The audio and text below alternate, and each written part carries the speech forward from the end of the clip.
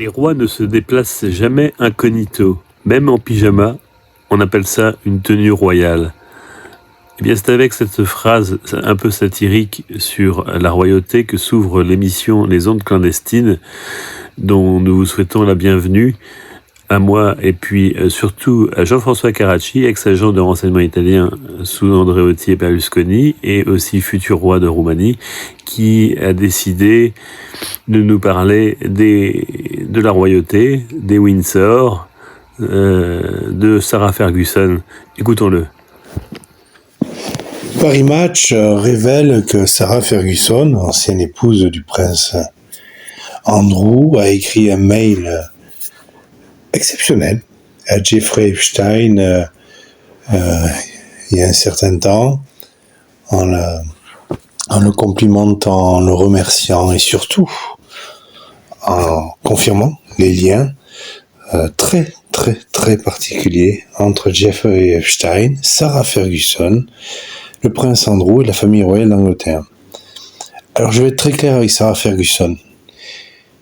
Il y a des gonzesses qui ne valent rien. Il y a des gonzesses qui sont nées dans des caniveaux, qui finissent dans des caniveaux. Comme il y a des gonzesses qui peuvent finir princesse ou reine. Et c'est pareil chez les hommes. Il faut arrêter au nom du féminisme, de je sais pas quelle théorie moderne et moderniste, imaginer que toutes les femmes sont formidables et imaginer que tous les hommes sont des salauds.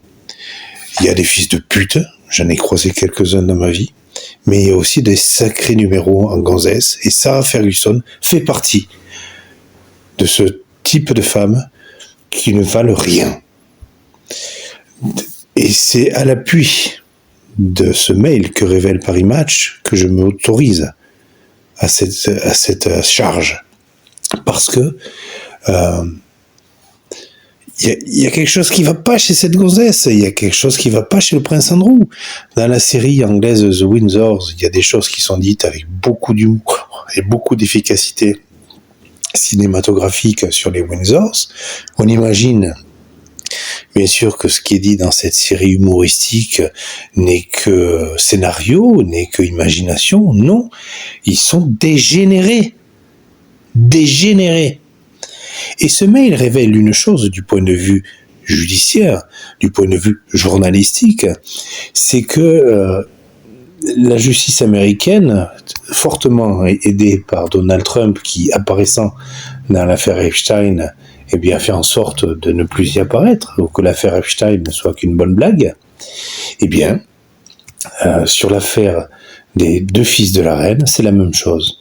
Le MI5, le MI6 a consacré tout son temps à vider le dossier Epstein, à ce que celle qui était la victime supposée de prince Andrew se soit suicidée, donc plus de victimes, plus de coupables.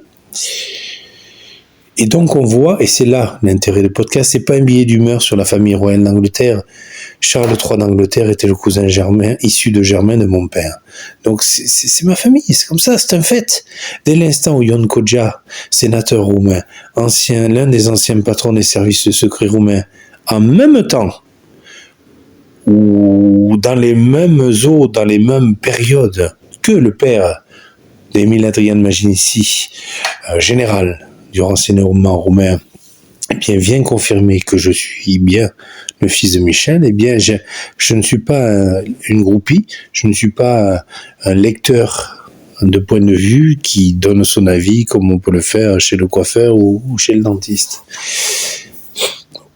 En France, c'est pareil. La DGSI, la DGSE, et on le voit dans l'affaire Candace Owens, nos services de renseignement sont en ce moment, et finalement l'ont toujours été, mais on va le voir après, au service du couple présidentiel et uniquement au service du couple présidentiel. La DGSI et la DGSE doivent sauver le couple présidentiel de tout ce qui concerne le couple présidentiel. Je n'ai pas envie de donner des détails qui pourraient m'être reprochés. J'ai un job à préserver, j'ai une tranquillité familiale à protéger. Ce que je sais, c'est que de nombreux amis que j'ai encore, généraux, dans le renseignement ou pas, en France, en Roumanie, en Italie, il y a une chose qui m'a été dite par plusieurs d'entre eux, c'est si tu disposes, toute personne, pas moi, toute personne qui dispose de preuves réelles, accablantes, de photos par exemple, non trafiquées, ou d'enregistrements, ou que sais-je encore, qui vient révéler les secrets ultimes, le secret ultime du couple présidentiel, eh bien cette personne sera morte, sera tuée dans l'instant. À l'époque, François Mitterrand, Nicolas Sarkozy et d'autres, mais François Mitterrand, avec l'affaire Pinjot, pareil, combien de gens ont disparu, tués à cause de l'affaire Pinjot? Tout ça parce que François Mitterrand avait fait Mazarine avec une jeune femme de 14 ans. Parce que la mère de Mazarine, quand elle a fait un enfant à François Mitterrand, elle avait 14 ans. Et lui 40. Et il n'avait pas l'autorité du président de la République.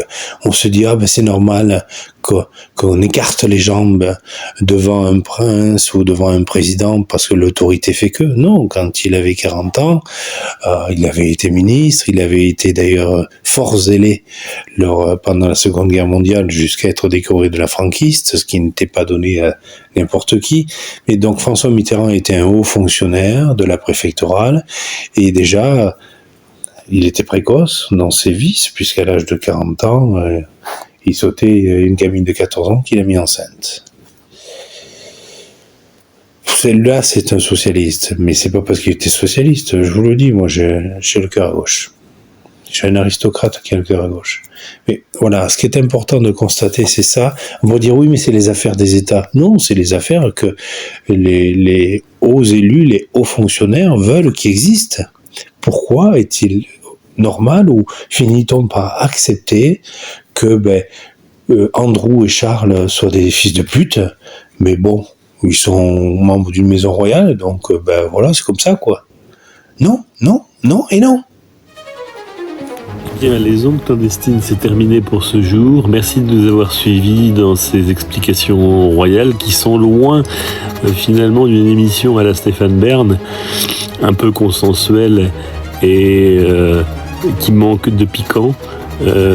Donc j'espère que ça vous aura plu et que je remercie chaleureusement Jean-François Carracci, ex-agent de renseignement italien sous Andreotti et Berlusconi, je le rappelle, les futurs rois de Roumanie.